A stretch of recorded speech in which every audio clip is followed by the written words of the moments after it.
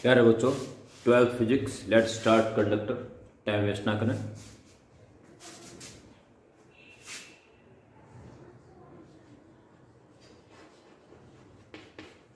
Conductor, insulator,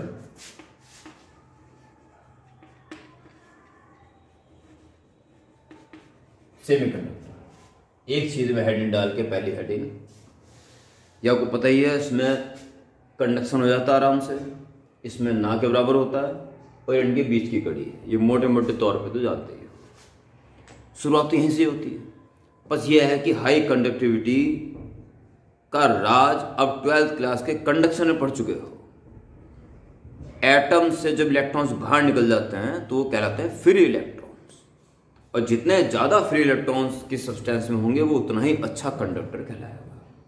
okay, तो in conductor there are large quantity of free electrons. In insulator it is negligible, and semiconductor is intermediate state of insulator and intermediate substance of insulator and conductor. Okay, इतना ही लिख के एक सीरी गणेश कर देना है।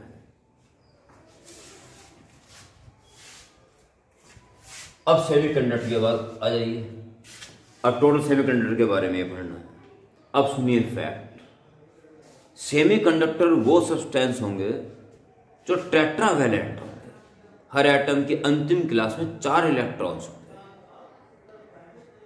Carbon, germanium, silicon, इन सब के last class में 4 इलेक्ट्रॉन्स होते हैं। प्यारे बच्चों, अगर ये सेमीकंडक्टर पूरी तरह से प्योर है तो एक तरह से इंसुलेटर ही है। ओके, और ये कहलाते हैं इंट्रिंसिक सेमीकंडक्टर्स, जिनका कोई यूज नहीं है। नेक्स्ट हेडिंग,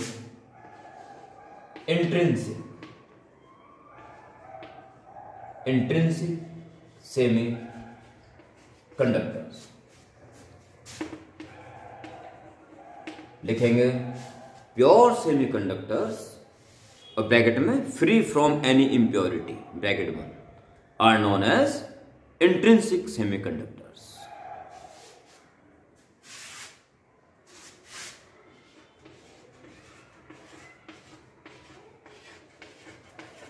ये 9 एटम बनाए गए हैं और इनके 4 वैलेंस इलेक्ट्रॉन्स दिखा दिए गए हैं, सब टेट्रावैलेंट हैं। 4 electrons each,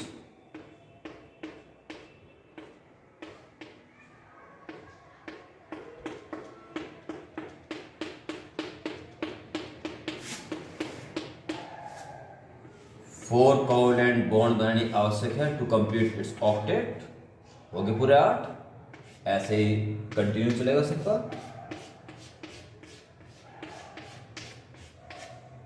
and continue.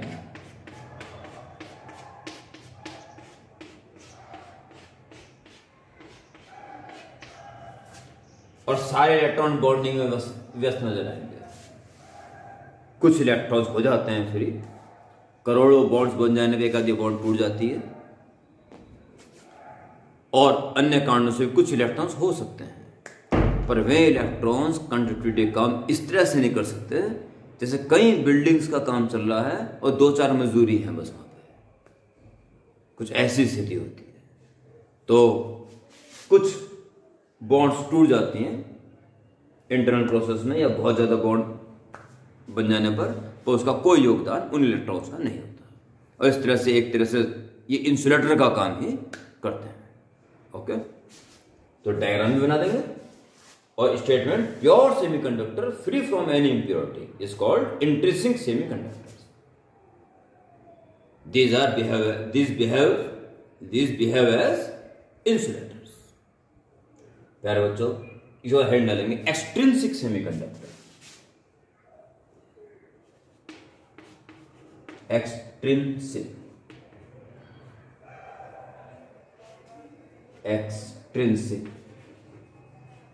Semi conductors दिख रहा होगा ना?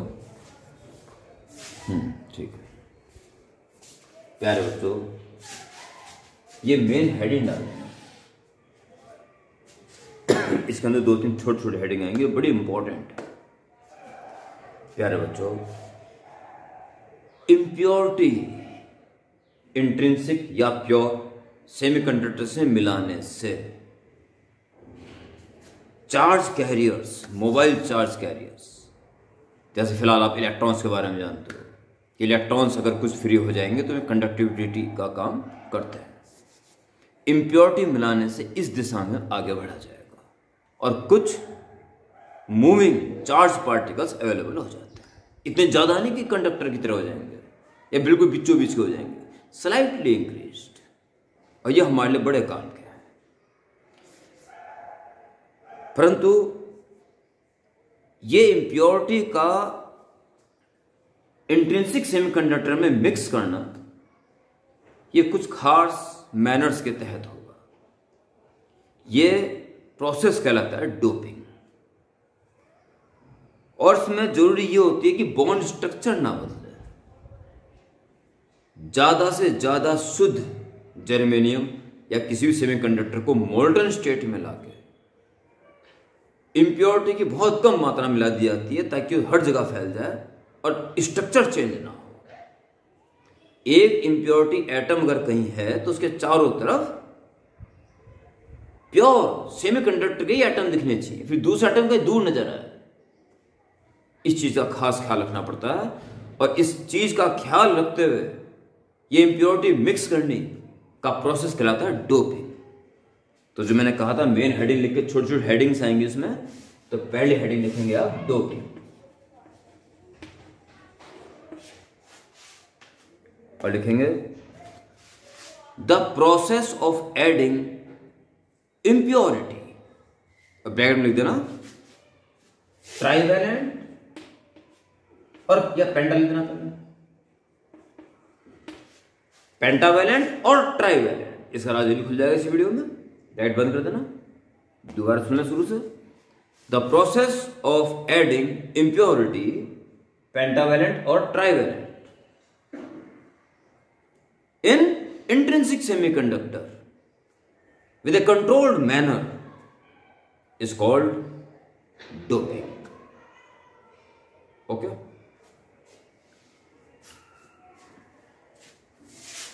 डोपिंग होगी।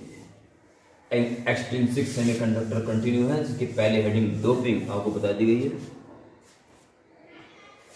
नेक्स्ट हेडिंग पेंटा मिलाने से एक टाइप का बनेगा और ट्राई मिलाने से दूसरे टाइप का बनेगा। ये दो ही टाइप होते हैं बस।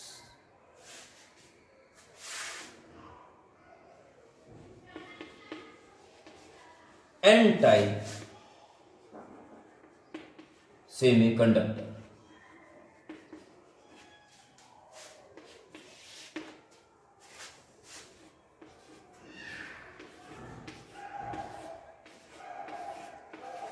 पेंटावेलेंट,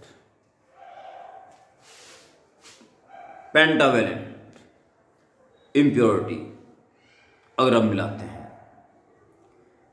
जैसे फॉस्फोरस हो गया, इसके अंतिम क्लासेस में 5 इलेक्ट्रॉन पेंटावेलेंट से लिए हैं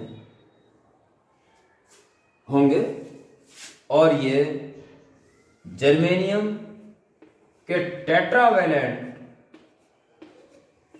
एटम को रिप्लेस करके उसी जगह पर आ जाता है और बॉन्ड स्ट्रक्चर पर प्रभाव नहीं पड़ता।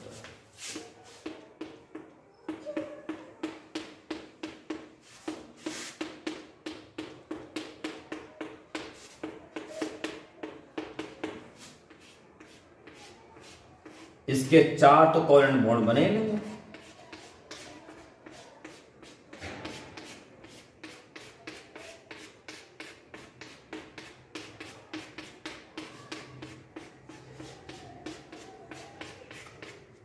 और एक इलेक्ट्रॉन फ्री हो जाएगा। एक एटम एक इलेक्ट्रॉन को प्रोवाइड कर देता है। ये डायग्राम बन जाएगा, और एक बार क्या लिखना है सुन लें। When pentavalent impurity as arsenic, phosphorus, ठीक है, एंटीमनी एटसेट्रा, लिख देना है क्यों नाम, इज मिक्स्ड या एडेड to intrinsic या pure semiconductor, then its one atom of tetravalent या semiconductor atom is replaced by this impurity. 4 electrons of this impurity atom form 4 covalent bonds and 5th electron becomes free for conductivity. So, one impurity atom provides 1 electron for conductivity. Hence, electrons, negative charge, and for negative charge are available now for conductivity. Such type impure semiconductor is called n-type semiconductors. और ये diagram बना देंगे. Next heading पड़ेगी प्यारे बच्चों, P type.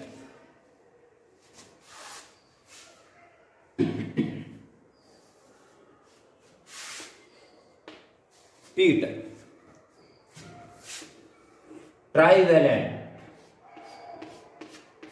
जिसमें 3 ही electron है पर चौथी बॉन्ड जरूर बनेगी, कहीं स्ट्रक्चर प्रभाव नहीं पड़ रहा है, 1 इलेक्ट्रॉन की आवश्यकता है. बड़ा इंटरेस्टिंग फैक्ट है.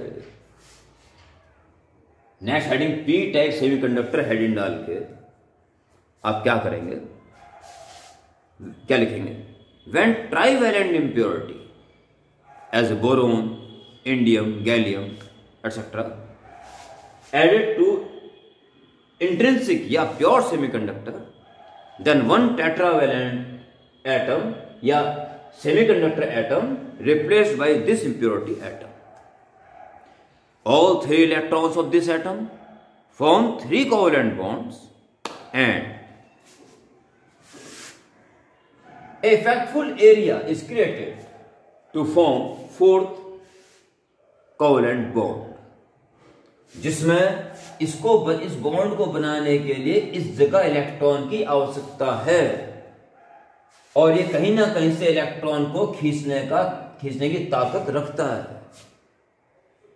This empty place is called hole. ये होल एक एम्प्टी प्लेस अगर इलेक्ट्रॉन को खींचने की ताकत रखता है तो इलेक्ट्रॉन को कौन सा चार्ज खींच सकता है, positive charge. So it becomes positive charge. और अगर ये इलेक्ट्रॉन यहां पे आ जाता है, फिलअप हो जाता है, तो वहां खाली जगह बच जाएगी. और ये कहा जा सकता है कि इलेक्ट्रॉन यहां से वहां पहुंच गया. होल अगर चल रहे हैं तो उसका मेन जो फैक्ट है वो ये है कि एक्चुअली इलेक्ट्रॉन ही चल रहे हैं, इलेक्ट्रॉन जगह भर रहे हैं और जहां से आ रहे हैं वहां जगह खाली हो रही है. तो ये कहा जा सकता है होल सब यहां थे वहां आ गए, यानी होल वहां चले गए. ये इसका फैक्ट है. Okay,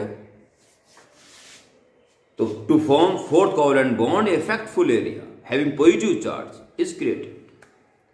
This empty place with positive charge is called hole.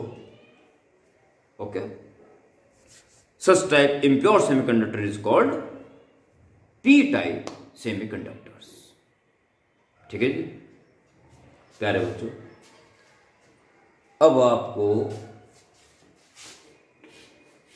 p-type semiconductors और n-type सेमीकंडक्टर्स नॉलेज मिल गया. इसमें होल्स देखने को मिलेंगे. p टाइप मींस पॉजिटिव, और इसमें आपको इलेक्ट्रॉन्स देखने को मिलेंगे. एक होल एक ट्राइवेलेंट इंप्योरिटी प्रोवाइड करता है और एक इलेक्ट्रॉन एक पेंटावेलेंट इंप्योरिटी एटम प्रोवाइड करता है. इन पी और एन टाइप को ऐड करने से, जोड़ने से, अब आपको बता दूं, पी टाइप और एन टाइप को जोड़ा नहीं जाता. ये बेसिकली एक ही जर्मेनियम क्रिस्टल होता है. इसका एक हिस्से में पेंटावेलेंट इंप्योरिटी और दूसरे हिस्से में ट्राइवेलेंट इंप्योरिटी मिलाई जाती है. बीच में एक बॉडी बन जाएगी, एक तरफ एन रीजन, एक तरफ पी रीजन. बीच वाली बॉन्ड कहलाती है पी एन जंक्शन. ये फंडामेंटल एक ही है, टूटने का खतरा नहीं है कि पी अलग और एन अलग हो जाएगा. ओके, अगली वीडियो के लिए अब हेडिंग डाल दें P N junction. Next heading P N junction. Hand डाल दें और अगली वीडियो की प्रतीक्षा करें, बहुत जल्द आपको मिलेगी। Okay bye.